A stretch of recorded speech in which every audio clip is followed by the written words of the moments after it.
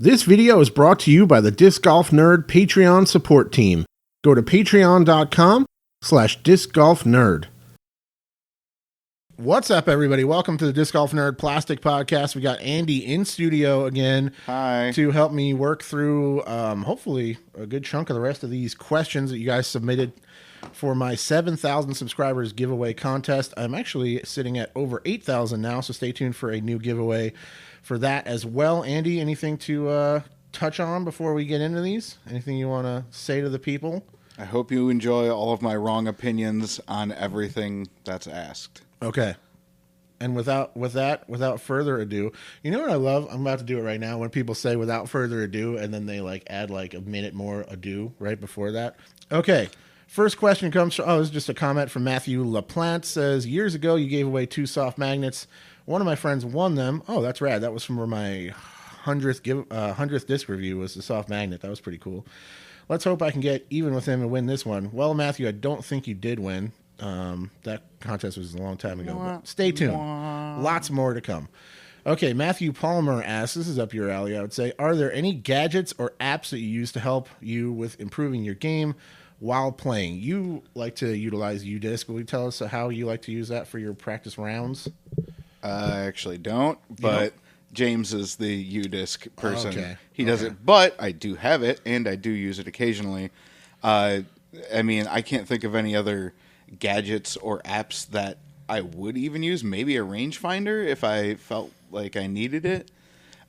That's something I don't understand, really, is the rangefinder people. Yeah. If you've been throwing long enough, you can kind of just look at a basket and go, okay, I know that this is this disc far away. Right. I'll look at a basket and go, okay, that's a putter. Or, I can't reach that. I have to go distance driver here. Or, even a tree if you're on a par 4 or something like that where you're setting a landing zone for yourself. Sure. And those are obviously designed for golf with much bigger distances involved in the game. If you're talking about a professional level golf par 5, how long is that? It's much longer than disc golf holes. So it's definitely more valid, I would say, for that. Aren't those also in yards? Or can you set them to feet? That's a very good question. You should ask someone at Golf Unlimited or whatever golf store. I don't know. I've never tried one. I think my buddy brought one out one time because he was a big traditional golfer, and he brought it out and we played around with it. But I don't think it didn't seem like it was reading very accurately at the distances we were using it for. I think we used it on the big open hole at Dabney, and I don't think it was accurate. I don't know. I don't remember though. It's probably more accurate than T-signs for the most part. Yeah, probably. Gadgets or apps I use for improving my game? Not really. I do for sure like to film myself out throwing. I'll try to get at least a couple of clips of me throwing shots, not only to post on Instagram and stuff, but I do really like to go back and look at that and try to see what's going on.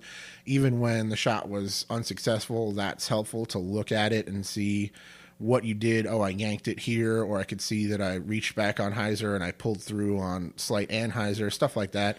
I've done that. I've definitely recorded myself in regular pace and slow-mo and just looked at it. My phone automatically will create a GIF of the shot. Oh, I think my new phone will do that as well. I'll sit and I'll watch it on repeat over and over and over to see, if I'm specifically working on something, right, to see if I'm doing that thing. And then, I don't remember every specific shot, but I try to remember the ones I'm recording. Yeah. So I can, place where that shot went. Was it successful? Was it a shank? Yeah. More often than not. Yeah, I'd say that's probably about as close as I get to having any type of technological help with getting better.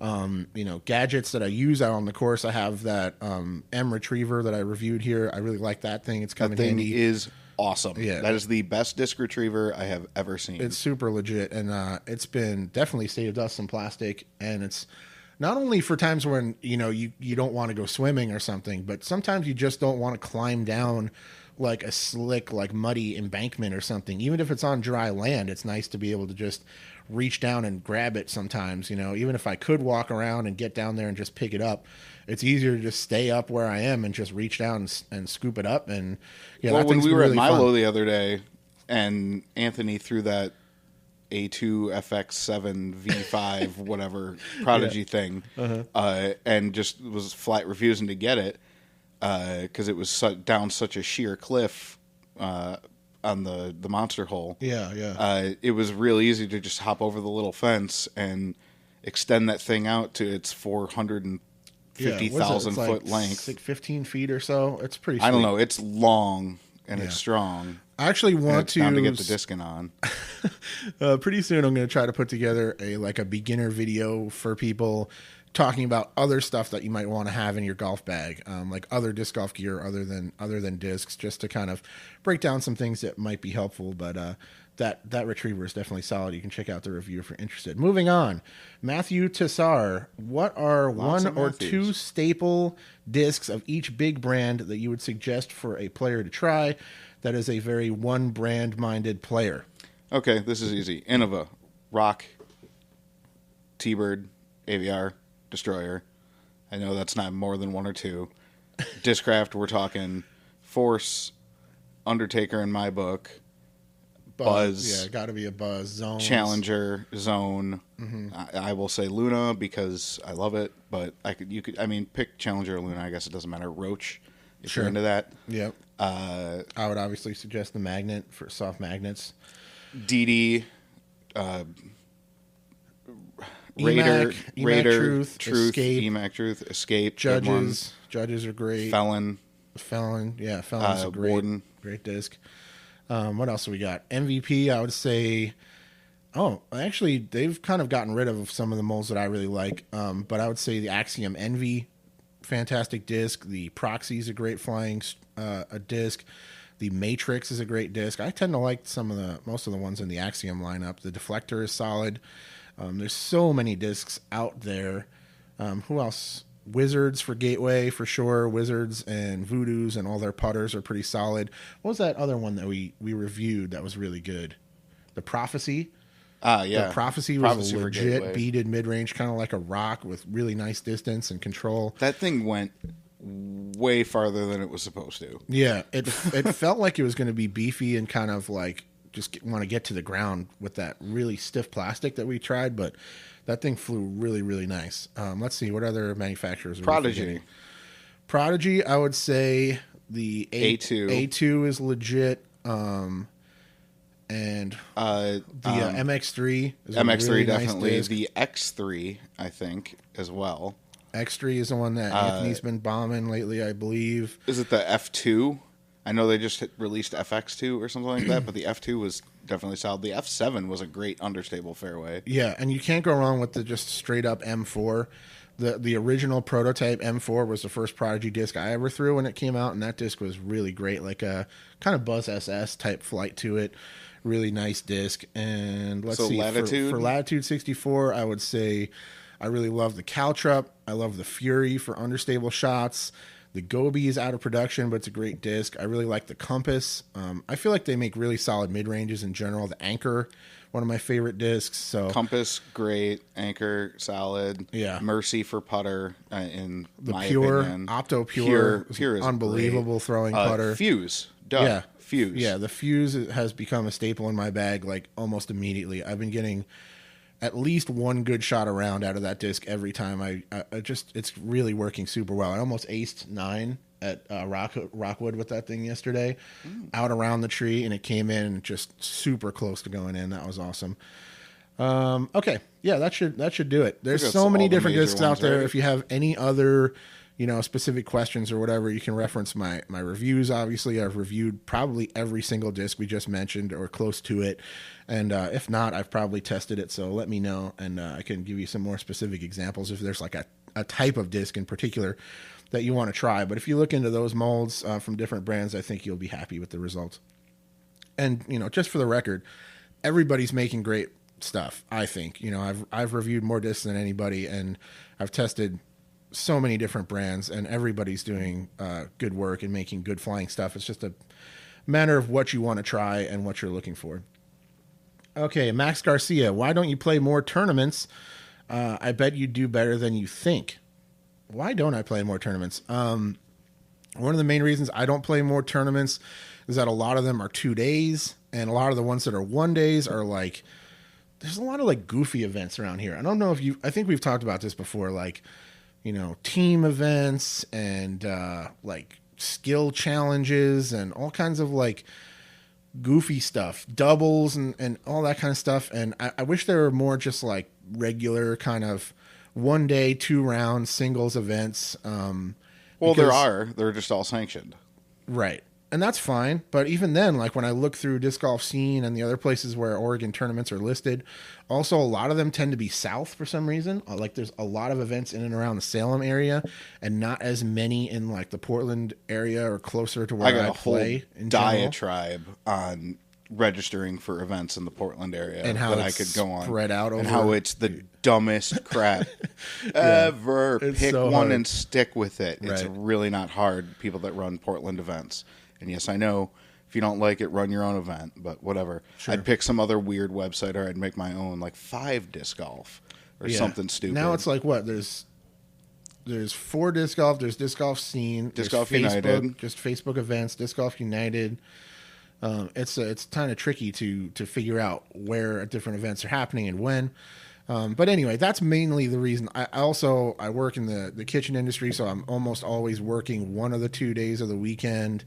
So that's difficult. So a lot of the times I can't really do a 2-day event without taking off work. I could do that. It's a lot of excuses, but I don't know. I just don't really care all that much. I'd rather just get out. If I have friends to play with and I can play around, I'm good with that. I do like competing. I feel like I do better in competition than I give myself credit for the most part, especially on my own. As a team, sometimes I don't do very well, apparently. But yeah, the one sanctioned event I've ever played, I ended up tied for first, and I probably should have won. I made some simple mistakes, but yeah, no. You play a few a year. I play between 5 and 10 a year. Usually mostly lower on the lower end lately. I used to play like 20 to 30 a year back in Michigan, but it was way more plentiful out there tournaments. You could do 2 in a weekend, which I did enough times, but there's really not that many out here. There are, but like when I look at it, it's a lot of stuff like around the Salem area. There's a lot of driving. There's not a ton. Like, there's one tournament a year at Pier? Yeah, and right. And there's the Slosh Series. Do you think that's just because it's the city park? It's like tough to get permitting for Pier. I don't know. I also don't think there's a lot of people generally running events in total. But I mean, there's a couple out at Blue Lake every year. There's there's not as many as there were in Michigan, and also the drive time in general to get to these events, for those people not in Oregon, it says 20 miles. You're thinking, oh, that's nothing. That could take you an hour and a half, right, to go 20 miles out here. So it's spread out a lot. And when there are events, they fill up like that. Yeah, they're super quick. Like, especially the good ones. I was here in the DGN studio when the registration for Rose City Open happened, and it sold out in 2 minutes. Wow! Like they go quick. Yeah, because that's actually in Portland, and people like don't have to travel, and it's a course that they're familiar with and stuff. I feel like it would be pretty easy to fill up the tournaments if there were more at places like Dabney and closer into Portland courses. Well, there's your new $1 million idea. Although run tournaments. I guess Buxton has a lot of like events that are pretty casual that I've considered playing a few times. But I actually haven't made it out there. You would be more about the disc golf or die kind of events. I feel like that would be more up your alley. Yeah. Anyway, we've completely gone off topic. Yeah, I think I play answers events. that question. He doesn't. He has his reasons. If if I'm anything jumps out fat at me and that I lazy. want to play, I will play it, but it's not really something I'm looking for all that much.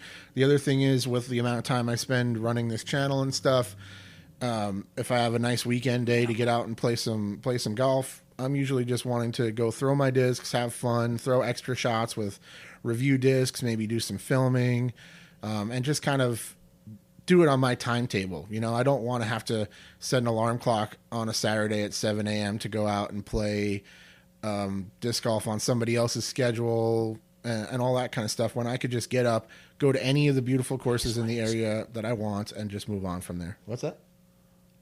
Oh, I was doing some ASMR subliminal. How dare you? He's lazy. How dare He you? doesn't want to get up early. Okay, Michael Jones says, what has been your most favorite disc to review? Maybe one that you had to wait forever before you could, or a particularly special one that was gifted to you, or even just one that you really love to throw. This is easy for me. Now, Okay. mind you, I've only been a part of however many reviews, but it's easily the Stego. Yeah. That thing was the dumbest thing I've ever seen in my entire life. I just and came it was across that such a video. blast Yeah. to try and actually throw that thing anything more than 200 feet, because it was... There's no reason anyone needs anything like that. No. If a disc flies less overstable upside down, Yeah, that was a trip. that's not great. I was just talking about this yesterday because me and James were kind of talking about our strengths and weaknesses, and we were saying how like he's like definitely not very good at Anheuser releases for some reason. Just doesn't. No, he's getting flat something to terrible hold at it. over on Anheuser. He's not very good at. You are very good at that, and I was mentioning that because like at least one person was like in the Stego comments was like, "Oh, that guy just doesn't know how to release on Anheuser," and it's like you could watch in the same field on I think the same day or maybe close to it, you completely flip over a brand new pop top max weight force on an Anheuser and get it to hold almost to the ground with like a I'm definitely terrible at it. yeah, and then you're putting the same angle on the Stego, and it didn't even start to go. Like it just immediately it came out flat and then just faded out in the complete wrong direction. It was just unbelievable. That was a really fun one to test and a fun video to make for sure. I was throwing that thing on a roller angle. Yeah, the I legitimately pie tin, tried to roll it.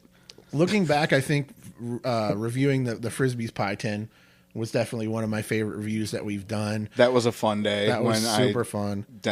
Yeah. Let's just pretend I didn't say anything. I didn't do anything to that disc or a car We had a at slight all. mishap. Craig was really cool about it. Craig Cohen hooked us up with that thing, let us try it. He was not upset that we put a couple of dings on it. That was cool. I was able to inlay some footage of some top pros using the same exact one from Portland Open the week before. We tested it at Beaver State or a couple Did you weeks use before. any of the footage from when we had Zach and AJ and them throwing Zach is in the video. I don't think any other pros actually threw it. But I put Oakley and Paige, Eagle, and Simon using it because Craig sent me the clips of his. Oh yeah, I remember them putting with it. We threw it. That was a really fun review and an interesting review to make, to actually throw a piece of history like that. It was pretty cool. So that was really fun. Also, it was pretty cool when Steve Dodge reached out to me and sent me Vibram stuff when he was still working at Vibram. That was a pretty cool moment. He sent the disc and he sent like a signed letter, and like thanked me for the effort I put into disc golf, and here's a disc and let me know when you're done. We'll send you another one and all that kind of stuff. That was a pretty cool moment for me. That was quite a while ago too. So I would say those are the ones that kind of stand out for me. And then with the Gobi, it wasn't even on my radar at all. And Anthony just sent me one from DD. Anthony just sent me one, and immediately just completely fell in love with that disc. And now I have like 15 of them, and I throw them constantly. Okay. Michael Miller asks, what's a good mid-range for long turnover shots? You're going Buzz SS for that generally? That or Comet. Yeah. You don't bag a Comet anymore. I know. What was the thought it's like process between getting rid of the Comet and just going Buzz SS? Like, what were the things that went into the thought there? I just wasn't throwing the Comet well at the time, and I had a Buzz SS sitting in my little stack of plastic, and was like, well, I'll just do this for a while, and then I just haven't gone back. I bet you if I put the Comet back in my bag, it would kick the Buzz SS right out. Yeah. It'd just be back to, oh yeah, Could this be. is. I remember why this is the best disc ever made. Some of those newer ESP Comets look really nice too, like the MJ ones and stuff. Those look pretty sweet. They do. I thought it was funny that Brody's throwing Comets and Meteors, because I used to do that at one point too, and there's no reason for that really, I would say. The Meteor is a great long turnover mid-range disc for sure. It was also funny how Brody was saying how he's like, I need a disc that flies like the Meteor, but it's like a driver. It's like, you can kind of find that, but not really. Like, you're not, the Meteor flies about as far as a fairway driver already. Especially on a turnover, like those things will bomb and go for a long time. So just keep throwing all of those Meteor. videos with the Brody building the bag thing, all like 80% of the stuff coming out of Paul's mouth in those, I'm just like, what are you even talking about? Yeah, it's the same disc. It just feels different. No, it doesn't. Maybe for you, right, who is literally just, I mean, an Avenger SS and a Heat probably both turn over like absolute craziness. Yeah. Yeah, maybe it's the same at your level and your arm speed, but not for him. No. They're a different speed. There's a different profile to the flight plate. It's a different feel. It's totally. I don't know. I could go on about that. Yeah, I got a lot of problems with a lot of people. That could potentially be another separate podcast we record after this one. So save it for that. For me, I'm throwing the Fuse for turnovers for sure. It holds it beautifully all the way to the ground without really turning and burning. It's not really a flippy disc as much as it's like super neutral.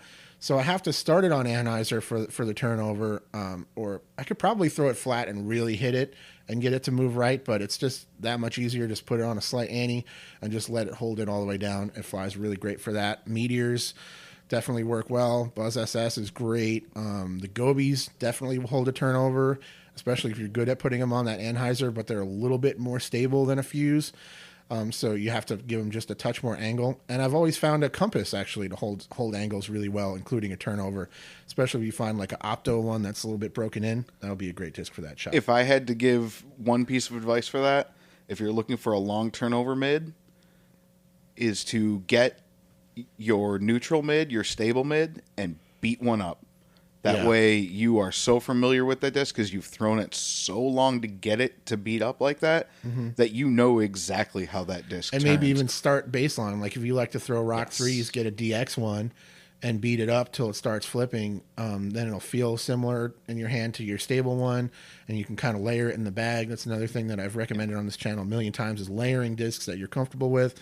And, ask anyone who throws rocks. The best turnover disc is a beat-up rock. Yeah. Right? Yeah, if you could kind of skip ahead to that, that would be great. If you could find one in a used rack or something, like an old KC rock that's beat up, that's going to be a great disc for that. But if you start it fresh with some, baseline plastic and put the honest wear on there, that'll be a great disc for you for sure. Michelle Dewey, best putter, mid-range, and driver for low-power throwers. This is a tough one. I mean, there's so many different options out there. Just sticking with the stuff that I throw, I would say soft magnets, great putters. I really like the Roach. Everything other than the name, I like the Roach quite a bit. It's a good disc. I can't wait to see how they redo the Big Z stamp on that. That'll be interesting. It'll be interesting to see it not be possibly the worst artwork ever. I don't think it could be worse. I don't think they could put a worse one up. It was so bad. The Big Z Roach stamp is so bad. Mid-range, I'd say the Fuse, honestly, is probably one of the better beginner mid-ranges. Comet. As goofy as it sounds, the Wombat is a phenomenal low-power mid-range. God, it's the goofiest. When I see you pull that thing out. I'm not bad. I'm not throwing it anymore. The Fuse easily Wombat 3. I don't even... Garrett Girthy, hey, you know what I'm thinking? I'm thinking I would like to not make any money on my tour series. So we're going to go with Comet and Wombat 3 for my tour disc. You mean Sonic? Like, what are you...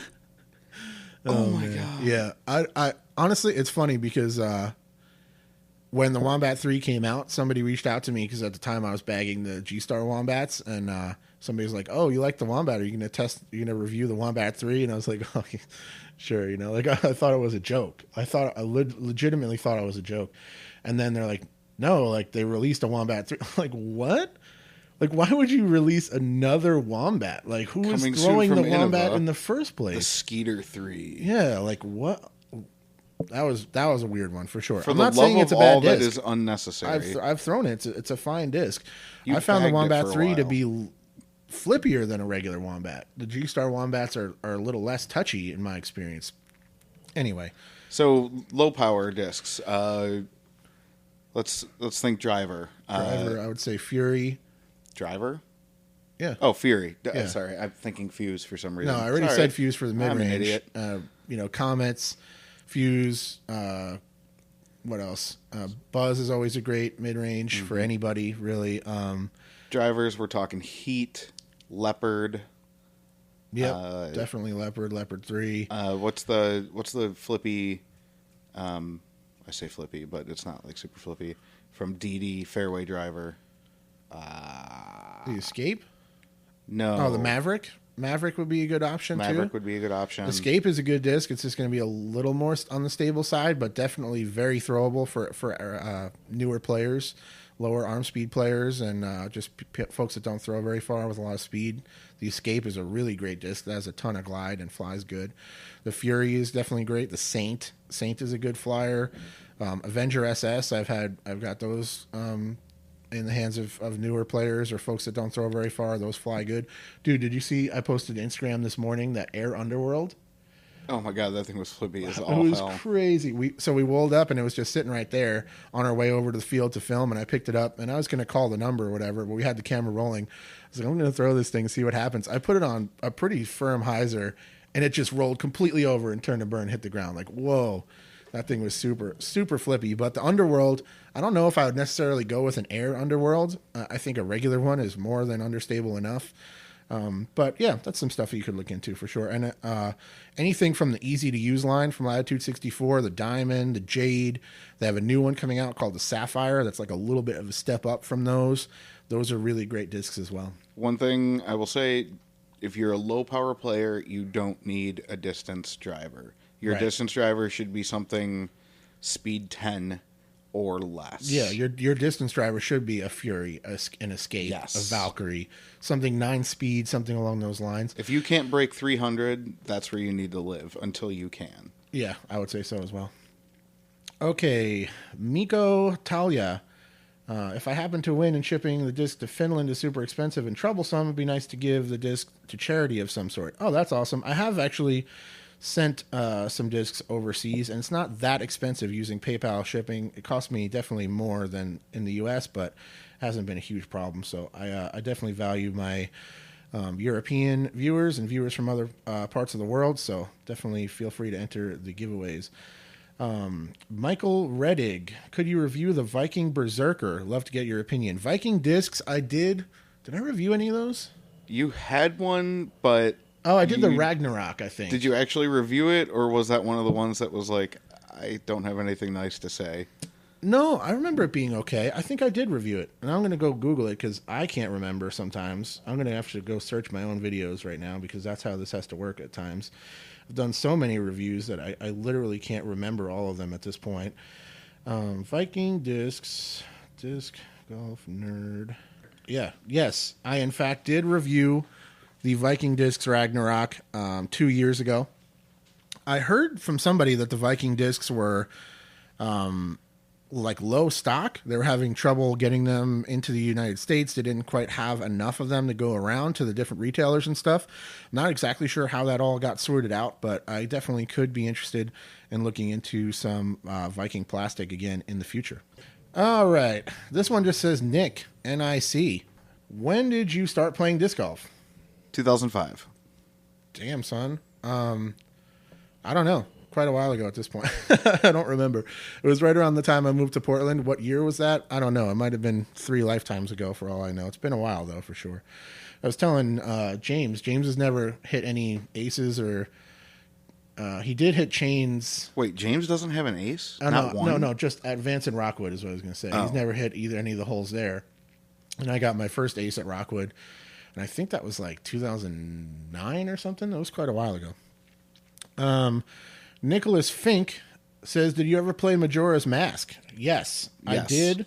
We had just actually discussed this earlier. Neither of us liked it when it was out, first came out for the Nintendo 64. I got stuck right away, and I didn't end up finishing it or getting anywhere near finishing it. I don't even think I made it to a temple. I got so stuck so quickly and so confused by what was going on at the time. And I just didn't care enough to keep trying to figure it out, so I gave up and moved on. Pro tip for all of you that are going to go back and play it if you haven't. Learn the reverse Song of Time. It is the only way you'll be able to complete that game. Crucial. Because also, it's trash in the timing aspect of it, and it's impossible to get through the temples in the 36 hours that you have. Or is it 72 hours? Whatever. I don't know. Just learn that song. It will save you from you throwing your controller through the screen like I may or may not have done right at the start many times. Absolutely. You must do that. I did go back and play through it and complete it on the Wii Virtual Console within the last 5 years or so, just to be able to say that I've beaten all of the more modern 3D ones. I don't play any of the Game Boy ones or Super Nintendo. I don't care. But yeah. Wait. You never played and or beat Link to the Past? No. You are the worst kind of human. I don't like those ones. Yeah, I also hate great things. I don't like the top down ones. I was Ocarina of Time was when I really got into Zelda. I never even really liked the first one. I would watch my brother play the NES one, but I never played it. It was too much for me. You're the worst. You are the absolute worst. You need to go back and get your original Zelda on and learn to appreciate the classics. Yeah. Also, not a very hot take, but a hot take nonetheless. Lukewarm take. Ocarina of Time is the greatest video game of all time ever, and I will accept no other argument. Yeah, that's pretty fair. It's hard to dispute that that's the best one of all time, especially just given when it came out, and I would say so as well. I will also say though that I just played a lot of Breath of the Wild recently. My friend loaned me her Switch. I beat that game and I played it a lot, and then I tried to start a new game of Twilight Princess, and it just felt really clunky and annoying in comparison to Breath of the Wild, and I'm a little bit worried that it's going to ruin it for me, because Breath of the Wild is so expansive and you can go anywhere, you can climb any mountain, and it's just so cool, like the open access to explore and try and just mess around with, that once you go back to like that kind of more linear type of experience, it's difficult. I got to get back to the temples to enjoy it, I think. Moving on completely away from Zelda. I mean, if I was going to run a YouTube channel about Zelda, I would just do that. I'd probably get a lot more subscribers than disc golf. All right, moving on. Nick E, what is your most prized disc? One that you could never pull. I think you're trying to say one that I could not play without. There is no disc that I could not play without. Probably my most prized disc is my original soft magnet, and I don't actually carry it anymore because I don't really want to lose it. It's really flippy and beat up, and I just have other ones that fly similar enough that I leave it at home safe and sound. That is my most prized disc, but there's no mold, there's no particular disc that I could not play without. I could stop throwing everything I have right now, go to the Disc Golf Depot, build a bag out of a totally different manufacturer, and I'm sure I'd be fine, and I could get out there and throw discs and have a good time. What about you? Yeah, same here. I don't have a specific disc that is like, all right, I'm going to come back, like I'm going to spend 2 hours looking for this thing if I lose it, or I'm going swimming in this leech-infested water for it. There just isn't a disc like that. Everything is replaceable. Even the stuff that I throw that is out of print, RIP Surge. I have a massive amount of backups, and I can always get more. Right. They're out there. They're out. It's out there. I may have to pay a little bit for them, but it is what it is. The only disc I've ever had that was kind of like that was when I was throwing trackers back in the late aughts. The Players Cup trackers got to be very, very, very expensive, and I wasn't willing to pay for that. So that was like a disc in my bag that I was like, oh God, if I ever lose this, it's game over. And then The Undertaker came out, and I was like, oh, this is just a tracker again, but not. $25 a pop. That's the other thing is even if you have a disc right now that you feel like you couldn't live without, you don't know what's going to get released next year. It could be a disc that bumps out your favorite disc. You could try something and just have it be something you can't deny works better. I'm always open to that, regardless of what it is. I love my discs very much, but if something comes out that flies better for me than a Thrasher, I will switch to it. I mean, it's not that big of a deal. But sometimes it is nice to just like stick with what you know rather than switching it up, even if it might be slightly better. Sometimes it's nicer to work with something that you're just comfortable and really experienced with. But yeah, nothing I couldn't live without. But my old original soft magnet is definitely the disc I have the most sentimental attachment to. Second would probably be my original Gobi. I really like that disc, but I do carry and throw that still. Do you ever throw putters off the tee? If so, what putters? This question from Noah Boylan. Noah, where are you at? Clearly, of course, I throw putters off the tee. If you're not throwing putters off the tee, you're not playing disc golf in a kind of professional style, as far as I'm concerned. You should always be throwing slow discs whenever possible. They're controllable and accurate, and that's why all the top-level professional players will do so when needed and when it's the disc that best suits the shot. For me, I'm throwing my soft magnets have always been a staple off the tee, especially for downhill shots, technical shots through the woods, turnovers, putter turnovers, shots I want to start on hyzer and get late turn, all those kind of things. All my flippy kind of utility shots, I will throw magnets. They're also one of those kind of old school discs that you can just get them to flip up flat and fly laser straight if you dial everything in correctly. So I throw those a ton, especially in the woods and for shorter technical courses. And I'm also really, really liking the Link. I will throw the Link a lot off of the tee for more stable, kind of flat, straight shots. They hold every angle really well. That's a great short-range tee shot disc. And I'll also throw my Caltrops if I want to throw a putter that is more overstable. What about you, Andy? You're basically just throwing Lunas at this point. Yeah, pretty much. I was going to make reference of the time we went out to Hornings and how I threw Luna off the tee on 15 of 18 holes. Yeah, exactly. My philosophy on pretty much every hole is what is the slowest disc that I can throw to get to the spot that I want to get to. Yeah. Usually the pin. Without having to overpower it, though. Because Yeah. you don't want to have to, like, I could get there if I smash this thing 100%. That's Yeah. not really that smart Yeah. either. Well, I'm never smashing anything 100% ever, even if it, theoretically I could get there, because you'd lose every last bit of accuracy goes out the window if you're trying to smash at 100%. Absolutely. Just so if I can get away with throwing a putter, that's what I'm going to do all the time.